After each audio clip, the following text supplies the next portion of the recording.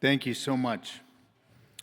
In keeping with the title of this talk, I'm going to time myself and try and keep myself on time. So, is this how I advance? Yeah, Yes. big green button. So by way of disclosure, I'm the founder of Well Prepped. I've been asked to speak about it as one of the topics that I'm going to discuss. And that's also definitely not my profile. So I'm showing you my tool shed of all the tools, digital tools that I use in my day-to-day life, both personally and professionally. And my hope is that you look at this and you may take one or two home with you. You say, I like that shovel, I'm going to take that home. I hope you take more than one home with you. In the upper right-hand corner of every slide, you can send me a DM on Twitter with a question or a comment. Please do so. I would love to hear from you guys. So this is all about how to save time. But it's bigger than that, because when you have occupational distress, it's because you feel like you are completely out of control and you don't have control over your time. So each one of these things is designed to help you get a few seconds back, a few minutes, a few hours. Why should you even listen to me? Because I'm just a complete madman. Who would have 5 kids? And I should know how that works. So I have a wife and 5 kids. I'm a full-time urologist. I'm the CEO of a fast-growing startup. And one of the things I'm proud of is I don't chart on nights and weekends. Out of the 400 doctors in the hospital where I work at Leahy, my metrics are such that I'm in the chart the least amount of time.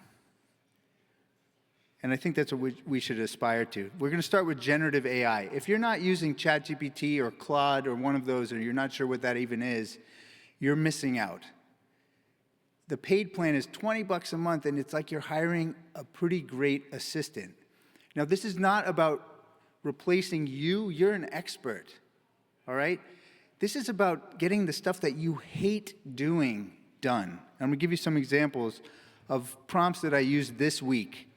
Can you explain order of operations at a 6th grade level?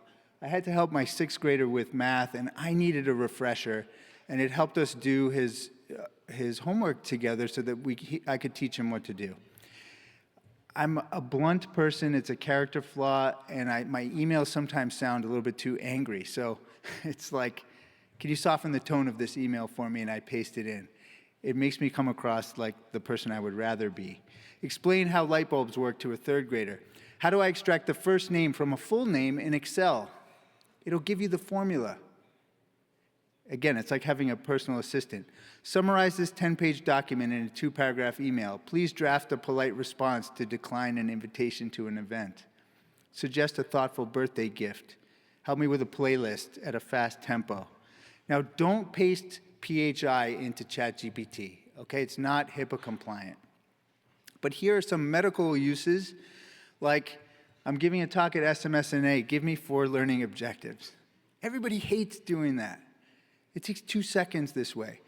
And then I put my talk in. Can you help me brainstorm here? What's the weak point in my talk? What am I missing? Or write a handout explaining Peyronie's disease at a 6th grade level. You'd be amazed how good that comes out. And then translate it into conversational Portuguese. Doximity has a free GPT that is HIPAA compliant, so you could use it for things like, again, things that you hate doing. Letters to insurance companies, letters to have patients stay out of work or go back to work, letters of recommendation, colleague communication, decision support. All right, on to some of my favorite digital resources. I've stopped going to PubMed directly. How many people use Open Evidence? All right, I'm glad to introduce this to you guys. Here are the things that I asked Open Evidence this week. What's the latest on cytoreductive nephrectomy recommendations? What's the negative predictive value of MRI in biopsy naive? Is Cysview cost effective?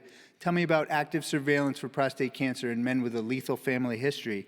It gives me a paragraph format with bolded text, and then the references let me hop right onto PubMed. So try this out with some things that you know a lot about first, and you can see how good it is. Who's heard of Zapier? Nobody. Zapier is an awesome way of automating workflows without having to be a computer coder. It's a drag and drop interface that connects 6,000 everyday apps. So I'll give you an example. let's say you have a website. So I do this, I have a website, and if a patient wants an appointment, when they fill out a form, it should send me a text message, and it should email me and my office manager, and it should update a row in a Google Sheet that we share. You can create workflows like this. It's super cool. Here's one that I made because with 5 kids, I get 115 emails from their schools every week. And I was tired of reading them. So I get an email, it gets sent to Zapier, they send it to ChatGPT, it summarizes it in bullet form, it waits till 4 p.m., and it sends me an email with a digest. This is literally a screenshot from my phone yesterday with my 4 p.m. digests, and with all the time I save, I can just sit back and drink a cup of coffee. How did he do that? So, the last resource I want to tell you, who uses Perplexity? I'm not going to show you a screenshot. Go to Perplexity instead of Google and do some searches. You're going to absolutely love it, and you're going to stop using Google for searching. That one I'll leave a mystery. Now I'm going to talk about EHR efficiency, and I just want to frame this. I know I'm going fast, but there's so much I want to tell you. Why worry about EHR efficiency? So that it can become a background tool for you instead of a foreground tool. The thing we do that is most fulfilling is with patients. It's not with the EHR. So this is a very sad slide I'm about to show you. I mapped out, some of you may have seen me show this before, but this is the anatomy of one patient visit. And I'm not going to read it out loud, but just look at that. These are the 18 things that you have to do. And it's no wonder that we're burnt out. Now, I would posit to you that you should think about what's fulfilling in here and what are the bottlenecks. To me, only 7 things in there are really fulfilling. Seeing the patient, establishing rapport, examining them, developing the plan, explaining the plan, answering questions, and ensuring buy-in. If I could do that all day long, then I'm feeling like the doctor that I want to be. So you have to use the EHR so that all the other crap is not bothering you and torturing you. I'm going to talk about Epic because they have 40% market share, so I know I'll be talking to at least a lot of you here. There's this cool feature called bookmarks. You can bookmark any item in the chart, or your staff can, when they're getting the chart ready, like here's the PSA, here's the outside note that you need to read. And that little thing has a red dot if somebody has a bookmark. And when you go back to the chart, your bookmarks are saved. The point is not to be aimlessly wasting time looking for things. So this is a cool little tidbit. I want you to be intentional. When you write notes, are you going to use templates? Are you going to do it from scratch? Are you going to use a human scribe? Are you going to use an AI scribe? I'll talk about that in a second. And be intentional about the tools you use. Are you going to dictate, are you going to type, or are you going to have someone else do it? Be honest with yourself. You know, the average person types at 42 words a minute. And you can talk at 160. I'm probably talking at 200 for this talk. Pick up that dictaphone. You're much faster with it. And aim for B+ work. We spend so much time in the note, you start to think that the care is actually happening in the note. The care is not happening in the note. It's happening with you and the patient. It doesn't have to be a PhD dissertation. Just lock it and move on. And no pajama time. Now, that brings me to what has gobbled up my entire workflow over the last 6 months. I used to be an efficient templater, and now I do it all with an AI scribe, and it saves me 2 hours a day. How do I know that? Because I used to catch up over lunch. Now I have a whole lunch break. And I used to catch up from 5 to 6, and now I go home at 5:05. You would rather be an editor than an author. So I'll show you what this looks like. But you get permission from the patient, you hit record, you hit stop. By the time you walk to your computer, the note is done for you to proofread and lock and go. This is kind of a cool directory where you can look at, there's now over 60 companies that offer this. I've tried at least 9 or 10 of them, and I've settled on Heidi. I have no disclosures. I'll show you a QR code for that in a second. Here's what it looks like for a new patient. There's a context window where you paste things like, the MRI results, PSA results, anything that you would have pre-charted. And then when it finally comes out with the note, this is a new patient note of a patient with a renal mass. The HPI is fantastic. It even put in patient quotes. And then the plan puts in ICD-10 codes. And I have a short 2-sentence summary at the end so that I can quickly reorient. What about a scribe for follow-ups? This is what the template looks like. You don't have to read the whole thing, but it's basically like a series of prompts inside the template telling it what my preferences are. Like, don't use more than 6 sentences for the past urologic history. Always include the date and the location of the scan. If there's PSA and a prostate size known, calculate the PSA density. It'll do that in the template. And then it gives me a bulleted list of the conditions. I got to show you what a bladder cancer patient template looks like because it's really good at information mapping. This is my template, and it's giving me the information as if a chief resident was following me around, a very competent chief resident, and showed me the data in exactly the way that I need to give great patient care. I use it for rounds, operative notes, telephone notes. This is the one that I use if you guys want to check it out. And if you miss this slide, just send me a DM and I'll give you a link. When you do orders, if you've ordered something more than once, it should not be Groundhog Day. Create a shortcut. And the new way that I do this, instead of having labs in one area and CT scans in another and ultrasounds in another, I organize by diagnosis now. So this is for prostate cancer and elevated PSA. Labs and referrals and imaging and follow-up is all in one spot. So it takes me 2 seconds to pick off the menu and then move on. In-basket management, just a shout out for quick actions. If you do things more than once, set up a quick action for it. For chart navigation, it amazes me how many people don't know about the search bar in the middle of the top of Epic. It's actually incredible. I'll give you an example. If you wanted to know if prostate size was known because somebody had a biopsy at some point, they would have said the probe was inserted into the rectum. So you search for the word probe, and it brings you right to the prostate biopsy note, if there was one. For order sets, I get so detailed that I have an order set for left versus right, which makes me want to cry. But it saves me so much time. And it was so hard to put this together, but it was worthwhile. All right, so I'm going to close telling you about WellPrepped. WellPrepped is a web app, and it lets you send educational information to your patients before they arrive or on the way out so that they can bring themselves up to speed, and you can have the conversations that you want to have with them. And I want to bring this up in the context of the Stanford model of professional fulfillment, which I love. It rests on 3 legs: culture of wellness, personal resilience, which we're going to hear about, and efficiency of practice. I put an apple on there because I think efficiency of practice is high-hanging fruit.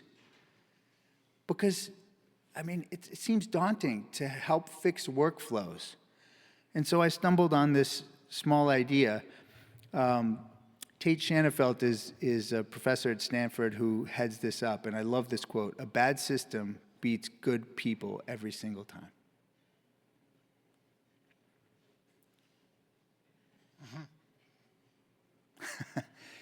So I've been the drowning doctor before, and I think it's system changes that we need, all right? It's not that yoga isn't important. It's important, but I think it's a 20% and 80% is the system. So this is a timeline of my life, simplified. Now you know how old I am. And around 2016, I was the drowning doctor, and I was feeling like a robot, and I was explaining Gleason score to a 68-year-old engineer, and I was like having an out-of-body experience, feeling outside of the room when I want to be fully present with this person who needs my help. And I thought, there's got to be a better way. So the reason why I know it was June 16th is because I set up a short link that day. I'd had enough. And I put the NCCN Prostate Guide for Prostate Cancer in a short link, and I had my secretary send it to every patient with prostate cancer before they saw me. And the visits were so much better. And so I stumbled on this idea of just trying to scratch my own itch and fix my own clinic. And Well Prepped, the idea was born. And what I was asking is, can we control what a patient knows and when they know it? And that's high-hanging fruit. It doesn't sound easy, but today, it's possible if we set up a system to do it. And so clinic day is coming up, and all we ask of the patient is bring your insurance card and your med list.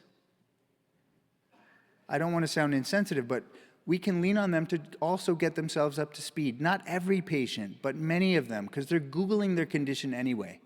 So maybe we can facilitate it. It's a flipped classroom idea. So they study at home, and then they can come in and get Peyronie's disease 201 instead of Peyronie's 101, which you are very tired of explaining. So how does it actually work? It starts with one link or a QR code. And thank you to COVID for acclimating the world to QR codes. And where that takes you is your file cabinet, essentially, of your favorite resources, split up by the main conditions that you see, and they're vetted resources. In Well Prepped, we start you off with a whole bunch of starter content, and some people edit it, and some people don't. And then you can have the conversations that you actually want to have with patients instead of saying your spiels over and over again. And what does it look like to a patient? This is one of our actual users, Dr. Cohen. This is his Peyronie's page, and he's got his favorite resources on the left and some videos on the right from the Urology Care Foundation and none other than Rena Malik. Patients consume this like crazy. You could link to the SMSNA, Peyronie's resources. When resources exist online and nobody visits them, it's of no use. So this is a system for making sure that all your patients see whatever you like. And patients consume this like crazy. This is another Dr. Lucas's Peyronie's page, and you can see a bottom button says Lucas's Peyronie's discharge summary, discharge instructions. And so it's a consistent way of getting the right information to the right patient at the right time, which begs the question, how do you share it with patients? Either before they arrive, face-to-face, or on the way out. Face-to-face is pretty self-explanatory. A lot of our exam rooms have computers. Some users will bring it up as a teaching aid. As a parting gift, people will use a QR code handout. And this is an example of, I don't know if this will play it.